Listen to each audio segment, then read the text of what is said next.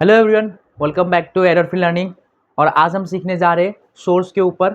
इसके पहले वीडियो पे हमने बात की थी सोर्स ट्रांसफॉर्मेशन के ऊपर, जहाँ पर हमने आपको बताया था कि सोर्सेज को ट्रांसफॉर्म करने के लिए जो आपके पास जो सोर्स होंगे वो आपके प्रैक्टिकल सोर्सेज होने चाहिए। ठीक है, आप एक प्रैक्टिकल सोर्स को ही दूसरे प्रैक्टिकल सोर्स के अंदर कन्वर्ट कर सकते हो या ट्रांसफॉर्मेशन कर सकते हो। तो वही चीज़ कि प्रैक्टिकल सोर्स बेसिकली होते क्या है। ठीक है, जस्ट एक आइडिया दिया था, बट यहाँ पर मैं फुल आपको एक्सप्लेनेशन दूंगा कि प्रैक्टिकल सोर्स कैसे डिफरेंट होता है एक आइडियल सोर्स से या एक नॉर्मल सोर्स से, जो कि हम यहाँ पे पढ़ेंगे वीडियो पे। सबसे पहली चीज़ मैं आपको बता दूँ सोर्सेज क्या है। तो यहाँ पर डेफिनेशन थोड़ी सी छोटी करके लिखी है। इट इज़ अ डिवाइस, या आप कह सकते हो is a electrical component that provides electrical energy to the entire circuit. ठीक है, यहाँ पे सर्किट लिखा है, आप एंटायर सर्किट भी लिख सकते हो। पूरी एंटायर सर्किट को जो एनर्जी प्रोवाइड करती है वो सोर्स करती है। ठीक है, वो कोई भी सोर्स हो सकती है आपकी। उसके बाद बात करें इंडिपेंडेंट सोर्सेस। ठीक है, अब ऐसे सोर्सेस जो डिपेंड नहीं करते, यहाँ पे लिखा है they are does not depend on any other element in circuit. अगर सर्किट के अंदर रजिस्टर प्रेजेंट है, सर्किट के अंदर कोई अदर एलिमेंट प्रेजेंट है, उसके चेंज होने से या उसके इंक्रीज या डिक्रीज होने से सोर्सेज के अंदर कोई चेंज नहीं आती। सोर्सेज जो है कांस्टेंट रहती है, एक प्रॉपर फिक्स वैल्यू में रहती है। ऐसे सोर्सेज को हम कहते हैं इंडिपेंडेंट सोर्सेज। और वहीं पे सेकंड वहाँ पे बताया गया है डिपेंडेंट सोर्सेज, यानी कि ऐसे सोर्सेज जो कि अदर एलिमेंट या सर्किट के कंडीशंस के ऊपर डिपेंड करती है। ठीक है, मान लीजिए आपके पास एक सोर्स है और सर्किट का जो कंडीशन है स्विचिंग कंडीशन मतलब होता है कि टाइमिंग के ऊपर डिपेंड करता है। ठीक है, जैसे ही टाइम चेंज होंगी, ठीक है, कोई रेजिस्टर ज़्यादा हीट डिसिपेशन करेगी, उस समय उसकी सोर्स की वैल्यू भी चेंज हो सकती है। तो इस प्रकार की होती है, वो सब बाद में डिस्कस करेंगे आपको। लेकिन सबसे पहली चीज़ आप ये चीज़ याद रखिए कि जो डिपेंडेंट सोर्सेस है वो कंट्रोल होती है। ठीक है, कंट्रोल सोर्सेज भी कहा जाता है, यानी कि ऐसे सोर्सेज जो दूसरे सोर्सेज से कंट्रोल होती है। अब कैसे सोर्सेज, यहाँ पे लिखा है वोल्टेज डिपेंडेंट वोल्टेज सोर्स। ठीक है, अब है तो ये वोल्टेज सोर्स ही, लेकिन ये डिपेंड किस पे कर रहा है, एक दूसरे वोल्टेज पे कर रहा है, जो कि आपके सर्किट के किसी भी पोर्शन पे हो सकती है, अदर पोर्शन पे। उसी तरीके से वोल्टेज डिपेंडेंट करंट सोर्स, यानी कि एक ऐसा सोर्स जो कि करंट सोर्स है बट डिपेंड कर रहा है वोल्टेज पर। उसी तरीके से करंट डिपेंडेंट करंट सोर्स, यानी कि ऐसा करंट सोर्स जो करंट पर डिपेंड कर रहा है। यहाँ पे दो आप केस देख सकते हो, ऐसा करंट सोर्स जो वोल्टेज पे भी डिपेंड कर रहा है, ऐसा करंट सोर्स जो करंट पे डिपेंड कर रहा है। उसी तरीके से ऐसा वोल्टेज सोर्स जो करंट पे डिपेंड कर रहा है और वोल्टेज पर भी डिपेंड कर रहा है। यानी कि सर्किट के अंदर कोई भी वोल्टेज या करंट चेंज होगी तो वो पर्टिकुलर सोर्स, चाहे वो करंट सोर्स हो, वोल्टेज सोर्स हो, उसकी वैल्यू चेंज होगी।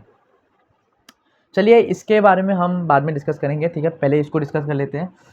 अब इंडिपेंडेंट सोर्सेज जो आपके जनरली आपको पता होता है, अगर हम बोले कि सोर्सेज के बारे में बता, इलेक्ट्रिकल सोर्सेज के बारे में, तो आपको पता है एक वोल्टेज सोर्स और करंट सोर्स जो आपको जनरली पता होता है। ठीक है, पहले से। लेकिन उनको इंडिपेंडेंट सोर्सेज के अंदर कैटेगराइज किया जाता है। उसी तरीके से वोल्टेज और करंट सोर्सेज को भी दो टाइप्स में कैटेगराइज किया जाता है। सबसे पहली चीज़ जो वोल्टेज सोर्स होती है, आइडियल और प्रैक्टिकल। और उसी तरीके से करंट सोर्स को भी इन सिनारियोज, ठीक है, इन यूज, अब हम जैसे यूज़ करते हैं आइडियल और प्रैक्टिकल। बेसिकली जो आइडियल का मीनिंग होता है, आपकी जितनी ज़्यादा कंसेप्चुअल थियोरेटिकल नॉलेज है वो आइडियल के ऊपर बेस करके ही आपको बताया जाता है। आइडियल सोर्सेज के ऊपर ही सब थ्योरी बनाई जाती है, क्योंकि इससे आसान हो जाती है। कोई भी सोर्स रियल में जो हम प्रैक्टिकली यूज़ करते हैं अपने रियल वर्ल्ड में, वो बहुत ज़्यादा कॉम्प्लेक्सिटीज़ से भरा होता है। तो उसको सिंपल करने के लिए हम उसका एक आइडियल मॉडल या आइडियल केस बनाते हैं। उसी तरीके से करंट सोर्स का भी एक आइडियल केस है, जिसको हम आइडियल करंट सोर्स कहते हैं। बट प्रैक्टिकली वो as a practical current source exist करती है। ठीक है, आइडियल करंट सोर्स या आइडियल कोई भी हो, आइडियल करंट सोर्स हो, आइडियल वोल्टेज सोर्स हो, आइडियल करंट सोर्स हो, वो कोई एग्जिस्ट करती नहीं। जस्ट थ्योरी या कॉन्सेप्ट बनाने के लिए हम उसको एज्यूम कर लेते हैं। हम डिस्कस करेंगे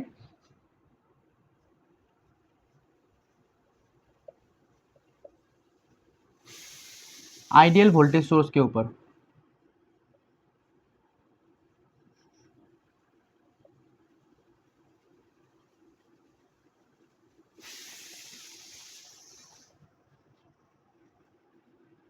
ठीक है, अब आइडियल वोल्टेज सोर्स मतलब मैं आपको दिखा दूं। हम वोल्टेज सोर्स को रिप्रेजेंट करते हैं कुछ इस तरीके से।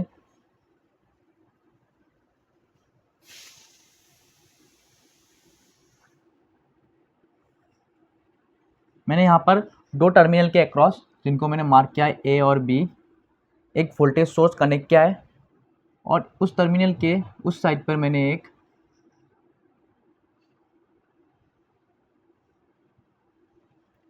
कनेक्ट किया है लोड रजिस्टर, जो कि वेरिएबल है, ठीक है, वो वेरी कर रहा है।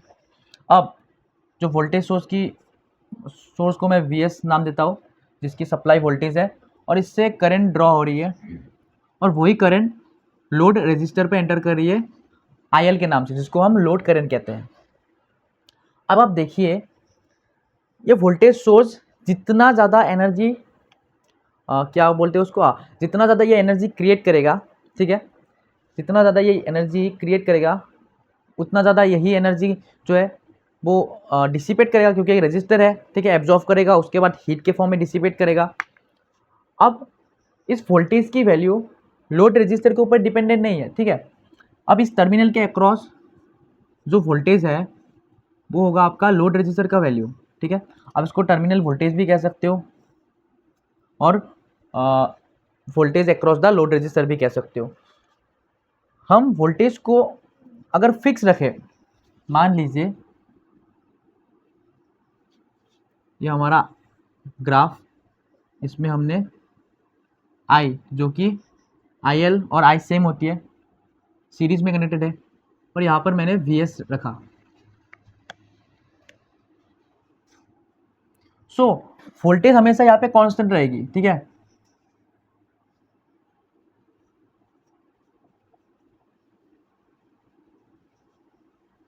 वोल्टेज यहाँ पे कांस्टेंट रहेगी, वोल्टेज कोई चेंज नहीं होगी, चाहे आप रजिस्टर, मान लीजिए आपकी रजिस्टर की वैल्यू आप मान लीजिए 2 ओम मान लीजिए, ठीक है, ये इंक्रीज होके 3 ओम बन गई, ये इंक्रीज होके 4 ओम बन गई, ठीक है, इस पर डिपेंड करेगा ही नहीं।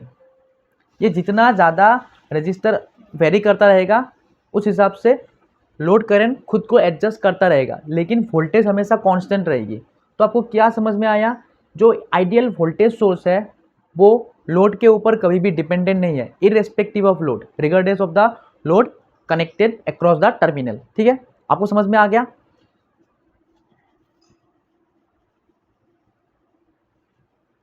जिस पर अगर हम बात करें, आप देख सकते हो इसमें कोई इलेक्ट्रिकल कंपोनेंट कनेक्टेड नहीं है, तो जो Vs है वही तो VL है, ठीक है, इसमें कोई ड्रॉप नहीं हो रहा है एक्सटर्नल। इसका मतलब आप कह सकते हो जो सप्लाई वोल्टेज है वो इक्वल है VL के, जो कि VL जो है वो इक्वल है IL इंटू RL के।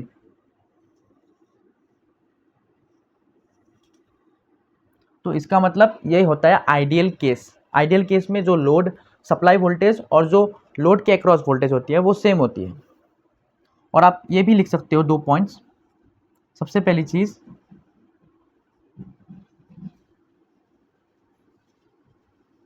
It drawers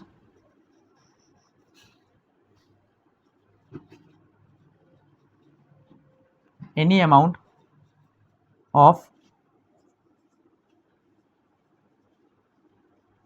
current across load, ठीक है, ये सबसे इंपॉर्टेंट पॉइंट। और उसके बाद आप ये भी देख सकते हो, द सप्लाई वोल्टेज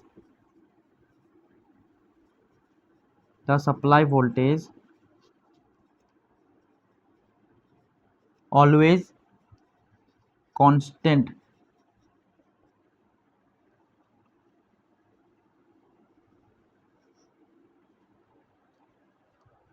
तो इसमें इंपॉर्टेंट चीज़ क्या है, आइडियल वोल्टेज सोर्स के अंदर जो करंट है वो कितनी भी करंट ये ड्रॉ करवा सकती है अक्रॉस द लोड।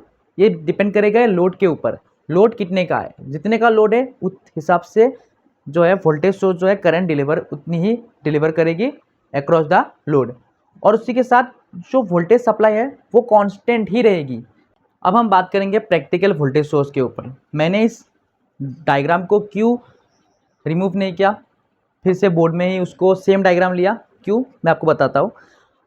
हम आप जैसा कि मैंने आपको बताया कि आइडियल सोर्स जो है वो कंसेप्चुअली और थ्योरेटिकली होते हैं, ठीक है, रियल में वो एग्जिस्ट नहीं करते। सिर्फ थ्योरी और कंसेप्ट को समझने के लिए आइडियल मॉडल्स को बनाया जाता है, क्रिएट किया जाता है। बट एक्चुअली हमारे जो रियल वर्ल्ड है, ठीक है, हमारा जो वर्ल्ड है उसके अंदर प्रैक्टिकल सोर्सेज ही एग्जिस्ट करती है, आइडियल सोर्सेज नहीं। तो प्रैक्टिकल सोर्सेज के अंदर क्या होता है, सम इंटरनल रेजिस्टेंस होते हैं, ठीक है, सोर्सेज के अंदर सम इंटरनल रेजिस्टेंस, जिसकी वजह से some voltage drop inside the source. जैसा कि यहाँ पे आप देख सकते हो एक वोल्टेज सोर्स है, तो वोल्टेज सोर्स मान लीजिए आपके पास कोई भी एक voltage source, suppose you have a battery, ठीक है, 1.5 वोल्ट आपकी एक बैटरी है, ठीक है। तो उस बैटरी के अक्रॉस सम इंटरनल रेजिस्टेंस होती है, ठीक है, उसकी वैल्यू आपको नेम प्लेट पे नहीं दी जाती, बट ये जो 1.5 वोल्ट है, ये 1.5 वोल्ट सिर्फ इसकी रेटेड वैल्यू है, ठीक है, इसकी एकदम पूरी 1.5 वोल्ट नहीं होती, कुछ ना कुछ इसके अंदर ड्रॉप होती है because of the internal resistance. तो उसी तरीके से वोल्टेज सोर्स के अंदर एक इंटरनल रेजिस्टेंस होता है, और ये बहुत छोटा होता है, बहुत small amount of voltage, small amount of resistance, sorry, जिसको हम IR से डिनोट करते हैं। और हमेशा ये चीज़ याद रखिए कि वोल्टेज सोर्स के साथ जब आप इंटरनल रेजिस्टेंस को ऐड करें तब आप उसको सीरीज़ में ऐड करें, और जितना हो सके उतना उसके आसपास में ऐड करें दोनों को, ठीक है। अब इस केस में अब पूरी सिनेरियो अलग हो जाती है। कैसे अलग हो जाती है मैं आपको बताता हूँ। अब ये तो आपका था आइडियल केस, आइडियल जिस पे VL इक्वल टू VS था, ठीक है। लेकिन जब आपका इंटरनल रेजिस्टेंस सामने आ जाता है, यहाँ पर आप यह भी लिख लो कि internal resistance is equal to 0 ideal case के अंदर, तो जो VS है आपका वो क्या होगा, VS, उसके बाद मैं नहीं कहूँगा VL, आपके लोड के अक्रॉस जो वोल्टेज होगी, ठीक है, ये प्लस माइनस आप देख सकते हो, आप अगर KVL लगाओगे plus minus minus plus plus minus और प्लस माइनस, तो आप देख सकते हो प्लस से माइनस, ठीक है, दोनों ऐड हो जाएंगे, तो इसका मतलब आपका जो फाइनल निकलेगा वो आएगा ये आपका, ये यूजिंग KVL हमने इसको लगाया। जो लोड के अक्रॉस वोल्टेज है अब वो सप्लाई वोल्टेज के इक्वल नहीं है। क्यों इक्वल नहीं है, क्योंकि कुछ ना कुछ इसके अक्रॉस ड्रॉप हो रही है वोल्टेज, मैं जिसको VR से डिनोट कर रहा हूँ, ठीक है, VR थोड़ी ना थोड़ी ड्रॉप हो रही है, वो क्यों हो रही है, because of the presence of internal resistance. तो यही चीज़ होती है प्रैक्टिकल और आइडियल के डिफरेंसेस, ठीक है, कुछ ज़्यादा डिफरेंस नहीं होता, सिर्फ इंटरनल रेजिस्टेंस होता है प्रैक्टिकल सोर्सेज के अंदर जो रियली एग्जिस्ट करते हैं, जिसकी वजह से इसका जो कर्व होता है वो स्ट्रेट लाइन ना बन के थोड़ी सी बेंड होती है। देख सकते हो क्यों बेंड होती है, क्योंकि अब स्ट्रेट लाइन तब होती जब कोई इंटरनल रेजिस्टेंस था नहीं, अब इंटरनल रेजिस्टेंस था जिसके वजह से सोर्सेज के अंदर वोल्टेज ड्रॉप हुआ, वोल्टेज ड्रॉप के होने के कारण अब ये कांस्टेंट तो बन नहीं सकती, सो इसी पोर्शन को कहता है ड्रॉप, सॉरी,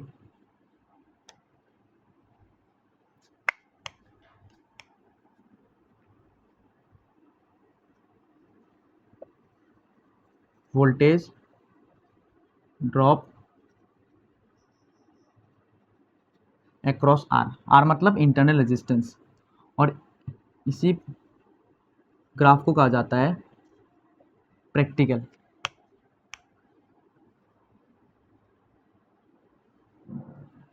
याद रखिए इसी चीज़ को कहा जाता है प्रैक्टिकल वोल्टेज सोर्स। आइए चलिए बात करते हैं अब प्रैक्टिकल करंट सोर्स के ऊपर। सो अब हमारे पास है प्रैक्टिकल और आइडियल करंट सोर्स। मैंने दोनों को एक साथ इंक्लूड किया है क्योंकि आपको प्रैक्टिकल और आइडियल का जो केस है वो वोल्टेज सोर्स के अंदर अच्छे तरीके से समझ में आ चुका है, लेकिन अब हम डिस्कस करेंगे करंट सोर्स के ऊपर, तो मैंने दोनों को एक साथ लिया है ताकि आपको कम समय के अंदर इस चीज़ को समझा सकूँ। तो अब देखिए करंट सोर्स के साथ हमने एक लोड रेजिस्टेंस, ठीक है, कोई भी लोड हो सकता है वो रेजिस्टिव नेचर का, उसको हमने सीरीज में कनेक्ट किया जिसके अक्रॉस जो है वोल्टेज हमें मिल रही है VL, जिसको हम लोड वोल्टेज कहते हैं या voltage across the load resistor कहते हैं, और वहीं से करंट जो है ड्रॉ करवा रही है IL करंट, जिसको हम लोड करंट कहते हैं, ठीक है। ये सप्लाई यानी कि हमारा जो करंट सोर्स है वो ड्रॉ करवा रही है IL सप्लाई। तो ये क्या होता है, इसको कहते हैं हम आइडियल मॉडल, ठीक है, आइडियल मॉडल, या आप आइडियल करंट सोर्स भी कह सकते हो, ठीक है। लेकिन प्रैक्टिकल के अंदर ऐसा नहीं होता, ठीक है। अब आइडियल के अंदर, आइडियल मॉडल के अंदर जो करंट होता है, जो सप्लाई करंट होता है, वो लोड करंट के इक्वल होता है क्योंकि सीरीज में कनेक्टेड है। तो आपको यहाँ पर भी एक स्ट्रेट लाइन मिलेगी। आप देख सकते हो करंट जो है हमारा एक्स एक्सिस के अंदर है, तो हमें एक स्ट्रेट लाइन मिलती है।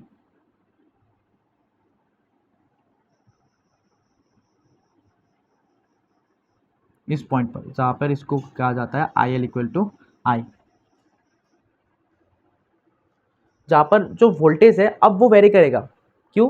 क्योंकि उस समय वोल्टेज सोर्स था जो फिक्स था। अब यहाँ पर करंट सोर्स है जो फिक्स्ड है और वो ड्रॉ करवा रही है IL, लोड करंट, जो आपको लोड के अक्रॉस देखने को मिलती है। लेकिन प्रैक्टिकल केस के अंदर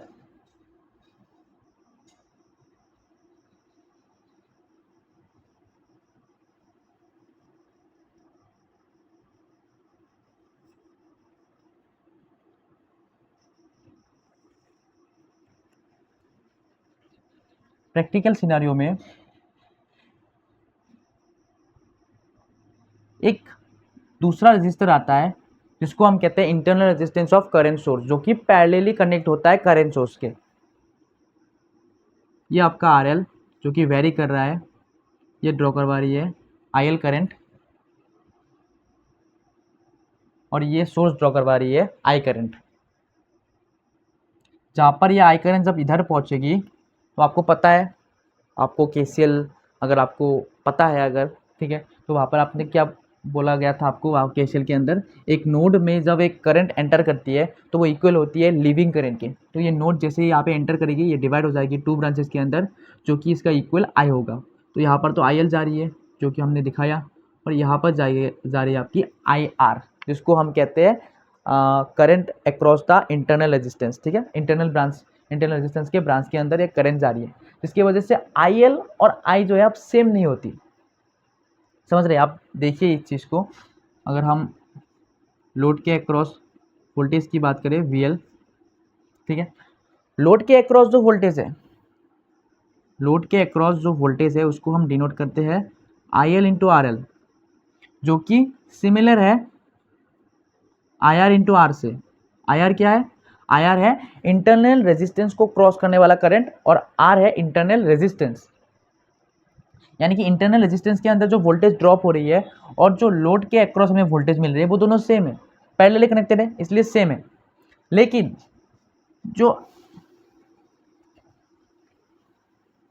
जो आपका I है वो इक्वल नहीं है IL के, ठीक है। क्यों इक्वल नहीं है? क्योंकि वो 2 ब्रांचेस के अंदर डिवाइड हो जाती है, जिसके लिए IL प्लस IR होती है। तो आपको ये कर्व जो आपको आइडियल केस के अंदर, मैं फिर से लिख देता हूँ यहाँ पर, आइडियल जिस पर इंटरनल रेजिस्टेंस था इनफाइनाइट।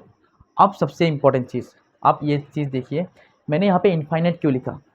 मान लीजिए मैंने छोटा सा आपको एक चीज़ बता देता हूँ यहाँ पर। सबसे पहले मैं यहाँ पे प्रैक्टिकल लिख देता हूँ, प्रैक्टिकल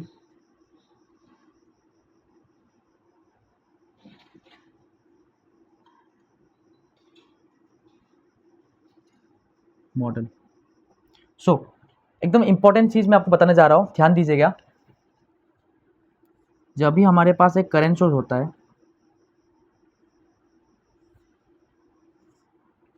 या हमारे पास करंट सोर्स है, अगर हम कहें इंटरनल रेजिस्टेंस इनफाइनाइट, ठीक है, अगर मैं इंटरनल रेजिस्टेंस इनफाइनाइट कहूँ तो इसका मतलब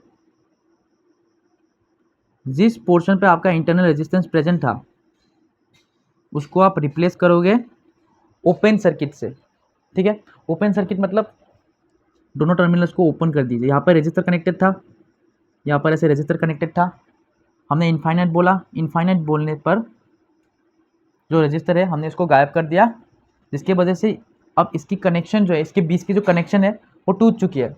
अगर किसी पार्ट में कनेक्शन अगर टूट जाए तो क्या करंट फ्लो हो सकती है? नहीं हो सकती, ठीक है। तो करंट होगी 0 एम्पियर, यानी कि करंट इस जगह में फ्लो करेगी, जो कि यहाँ पर आपका लोड रेजिस्टेंस होगा, ठीक है। अब जब ही करंट किसी पाथ से फ्लो ना कर पाए, ठीक है, उसके अंदर रेजिस्टेंस ज़्यादा होगा। अब कितना होगा, जितना ज़्यादा रेजिस्टेंस होगा करंट उतना कम फ्लो करेगा। अगर करंट फ्लो ही ना कर रही हो तो इसका मतलब उसके बीच का जो रेजिस्टेंस है वो इनफाइनाइट है, ठीक है। मैं इसको लिख देता हूँ, इसके बीच का जो रेजिस्टेंस है वो इनफाइनाइट है, इतना ज़्यादा है, इतना इनफाइनाइट है कि वैल्यू उसकी डिटरमाइन ही नहीं है, जिसकी वजह से करंट जो है फ्लो ही नहीं हो रही। उसी तरीके से वोल्टेज में भी सेम था। मैं आपको वोल्टेज में दिखा देता हूँ। यहाँ पर सेम है, सब कुछ सेम है, बस इसको मैं वोल्टेज सोर्स कहूँगा। लेकिन वोल्टेज सोर्स में इनफाइनाइट क्यों नहीं है, अब मैं बताता हूँ आपको। मैं यहाँ पर लिख रहा हूँ इंटरनल रेजिस्टेंस को। मान लीजिए ये इंटरनल रेजिस्टेंस था आपकी प्रैक्टिकल वोल्टेज सोर्स के अंदर। मान लीजिए, अभी ये सब छोड़ दीजिए, इसको मान लीजिए जो वोल्टेज है वो कोई करंट सप्लाई कर रही है, ठीक है। इंटरनल रेजिस्टेंस आ चुका है, करंट सेम है, सीरीज में कनेक्टेड है। अब सीरीज में क्यों कनेक्टेड है मैं आपको बताता हूँ। सीरीज में कनेक्टेड है, अगर मैं इस वोल्टेज सोर्स को रिप्लेस करूँ, ठीक है, मैंने बताया था आइडियल केस के अंदर जो वोल्टेज सोर्स होता है उसका इंटरनल रेजिस्टेंस जीरो होता है। जीरो होने का मतलब होता है ब्रांच को शॉर्ट सर्किट करना। इनफाइनाइट होने का मतलब होता है ब्रांच को ओपन सर्किट करना, और जीरो होने का मतलब होता है शॉर्ट सर्किट करना। अगर किसी यहाँ पर कनेक्टेड था हमारा आर इंटरनल रेजिस्टेंस जो कि अब शॉर्ट सर्किट हो चुका है, अगर कोई पाथ शॉर्ट सर्किट हो जाए, ठीक है, जैसे कि यहाँ पर आप देख सकते हो नॉर्मल वायर है, यानी कि नॉर्मल वायर से शॉर्ट सर्किट हो जाए तो करंट जो है बहुत स्मूथली फ्लो करेगा, बहुत स्मूथली फ्लो करेगा। तो अगर करंट स्मूथली फ्लो कर रहा है तो इसका मतलब क्या है, उसके अंदर रेजिस्टेंस कम है। अब इतना ज़्यादा फ्लो कर रहा है कि ये सप्लाई करंट और लोड करंट सेम हो रहा है, तो इसका मतलब जो उसका रेजिस्टेंस था वो जीरो बन चुका है, ठीक है। आप ही मान लीजिए जितना ज़्यादा रेजिस्टेंस होगा करंट उतना कम फ्लो करेगा। जहाँ पे मैंने आपको बताया था कि जितना ज़्यादा रेजिस्टेंस होगा वो करंट कम फ्लो करेगा, तो करंट रेजिस्टेंस इनफाइनाइट था तो करंट फ्लो ही नहीं कर रही है। लेकिन अब करंट इतना ज़्यादा फ्लो कर रही है, इसका मतलब क्या है, उसका रेजिस्टेंस ही नहीं है, कोई रेजिस्टेंस ही प्रेजेंट नहीं है। तो आइडियल वोल्टेज सोर्स के अंदर जो रेजिस्टर होता है वो सीरीज में कनेक्टेड होता है, और जब उसको हम जो प्रैक्टिकल सोर्सेज के अंदर रेजिस्टेंस होता है वो सीरीज में कनेक्टेड होता है, और जब उसको हम आइडियल केस में ले जाते हैं तो रेजिस्टेंस की वैल्यू जीरो बताते हैं। और उसी तरीके से करंट सोर्स के अंदर जो रजिस्टर होता है वो सोर्स के पैरेलल कनेक्टेड होता है, और जिसकी वैल्यूज हम आइडियल पे हम बात करते हैं तो इनफाइनाइट हो जाती है। यहाँ पर इनफाइनाइट हो जाती है इंटरनल रेजिस्टेंस, ठीक है। आई होप आपको समझ में आ चुका होगा कि हम इंटरनल रेजिस्टेंस को वोल्टेज के अंदर सीरीज में क्यों कनेक्ट करते हैं, करंट सोर्स के अंदर हम पैरेलल में क्यों कनेक्ट करते हैं, इनफाइनाइट क्यों होती है, और जीरो क्यों होती है। अब उसी तरीके से अब करंट तो डिवाइड हो गया, अब करंट डिवाइड हो गया तो आपको आई एल इजिकल टू आई ना मिलकर आपको फिर से एक बैंड कर्व मिलेगा, जो कि आपका होगा प्रैक्टिकल केस।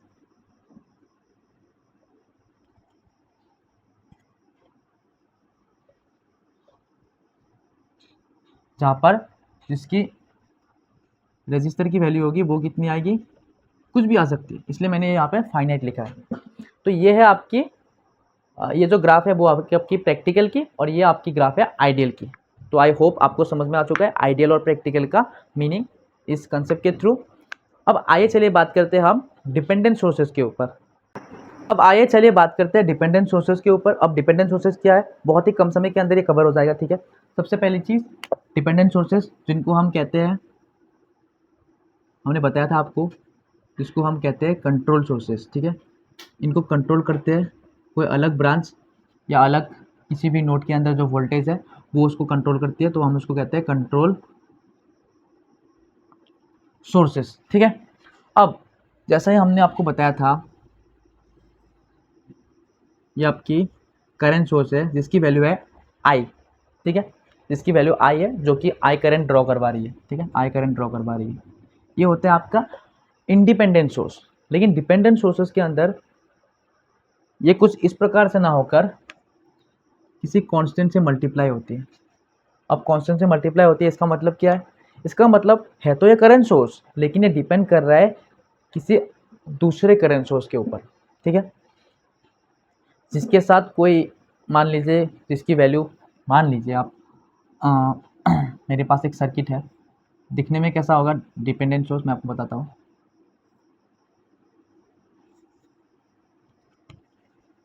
ये जस्ट एक एग्जाम्पल है आपको समझाने के लिए।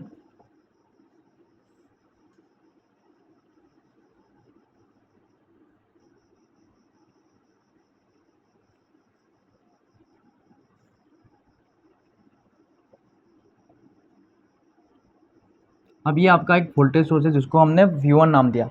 दूसरे उधर भी एक वोल्टेज सोर्स है, तो मैंने इसको क्या नाम दिया, इसको V2 नाम दिया। ठीक है, अब ये V2 क्या हुआ है, इक्वल है x इंटू V1 के, यानी कि V1 की एक ऐसी वैल्यू, ठीक है,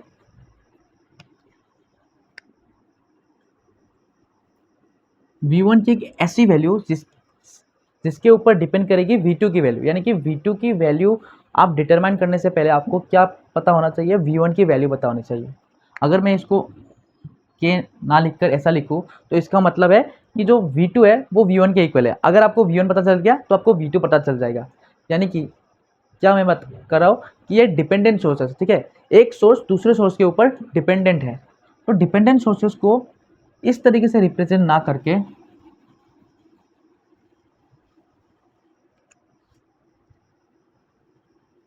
कुछ इस प्रकार से रिप्रेजेंट करते हैं। ठीक है, सर्कल से ना रिप्रेजेंट करके कुछ डायमंड से रिप्रेजेंट करते हैं, बट ये एक्चुअली ट्रू नहीं है। ठीक है, ऐसा मत मानिए कि हमेशा अगर ऐसा दिया गया है तो वो एक डिपेंडेंट सोर्स ही होगा। मैक्सिमम ऑफ द बुक के अंदर आपको यही नोटेशन देखने को मिलेगा, तो मैंने भी यही नोटेशन आपको फॉलो किया है, बट कभी कभार आपको सर्कल भी मार्क किया होगा डायमंड के जगह में।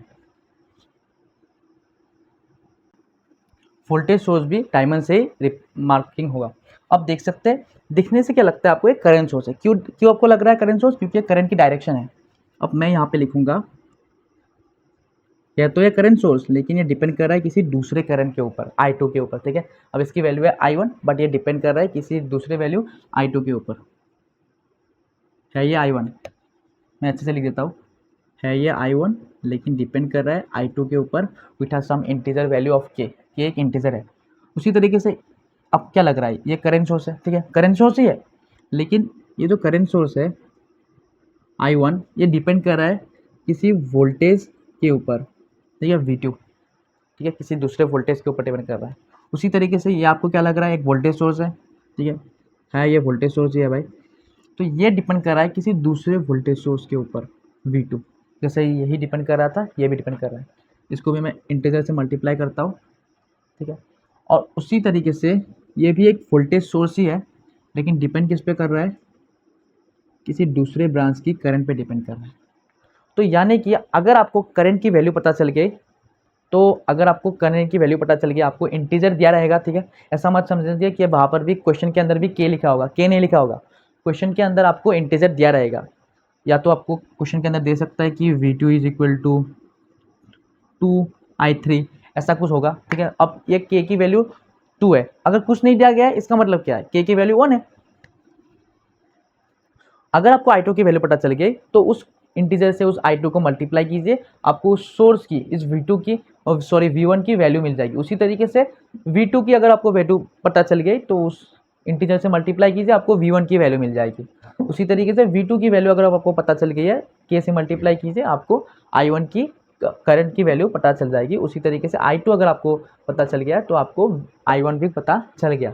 यानी कि जो हमारा मेन सोर्स है उसको निकालने के लिए हमें दूसरे सोर्सेज के वैल्यूज़ को कैलकुलेट करना पड़ रहा है। अब इसका इस्तेमाल basically power electronics, control system, जितने ही आपके इलेक्ट्रॉनिक सर्किट्स है या इलेक्ट्रॉनिक्स मॉडल है, उनके अंदर डिपेंडेंट सोर्सेज का ही यूज़ किया जाता है, जिनको हम अलग अलग सोर्सेज से कंट्रोल कर सकते हैं। ठीक है, आप जब भी पढ़ोगे, आप जब बेसिक इलेक्ट्रॉनिक्स पढ़ोगे तब आपको पता चलेगा, जैसे कि डायोड, जैसे कि आपको ट्रांजिस्टर, जो कि करंट कंट्रोल सोर्स है, करंट के थ्रू दूसरे करंट्स को कंट्रोल किया जाता है एक ब्रांच के अंदर करंट के थ्रू। ठीक है, ऐसे मॉडल्स आपको मिलेंगे। ठीक है, तो आज का वीडियो यही था डिपेंडेंट सोर्सेज और इंडिपेंडेंट सोर्सेज के ऊपर, जहाँ पर मैंने आपको बताया इंडिपेंडेंट सोर्सेज आपके दो प्रकार के होते हैं, वोल्टेज और करंट, जो आपको जनरली पता होता है आपको, जिनको और भी क्लासीफाइड किया गया है, वोल्टेज प्रैक्टिकल वोल्टेज सोर्स और आइडियल वोल्टेज सोर्स, और उसी तरीके से करंट सोर्स को आइडियल और प्रैक्टिकल दो पार्ट में, और उसी तरीके से जो आपका डिपेंडेंट सोर्सेस है उनको भी क्लासीफाइड किया गया है, voltage dependent voltage source, current dependent voltage source, और करंट डिपेंडेंट करंट सोर्स और करंट डिपेंडेंट वोल्टेज सोर्स, जहाँ पर मैंने आपको बताया, जहाँ पर आपकी ये जो है ये आपकी करंट डिपेंडेंट करंट सोर्स है, दिखने में करंट सोर्स है बट डिपेंड कर रहा है करंट के ऊपर। ये भी दिखने में करंट सोर्स है, डिपेंड कर रहा है वोल्टेज के ऊपर, तो ये होगा वोल्टेज डिपेंडेंट करंट सोर्स या वोल्टेज कंट्रोल करंट सोर्स। और उसी तरीके से इसको भी आप कह सकते हो कि वोल्टेज कंट्रोल वोल्टेज सोर्स या वोल्टेज डिपेंडेंट वोल्टेज सोर्स, और उसी को आप कह सकते हो करंट कंट्रोल वोल्टेज सोर्स या करंट डिपेंडेंट वोल्टेज सोर्स। तो यही था आज का वीडियो। आशा करता हूँ वीडियो आपको पसंद आया होगा, आपको समझ में आया होगा। तो प्लीज़ इस वीडियो को लाइक कीजिए, चैनल को कीजिए सब्सक्राइब, हो सके तो अपने दोस्तों के साथ शेयर कीजिए। Topic exam point of view से इतना इंपॉर्टेंट नहीं है, बट जानना बहुत ही ज़्यादा इंपॉर्टेंट है। हम मिलेंगे अगली वीडियो में, तब तक के लिए guys stay happy, stay safe, good bye.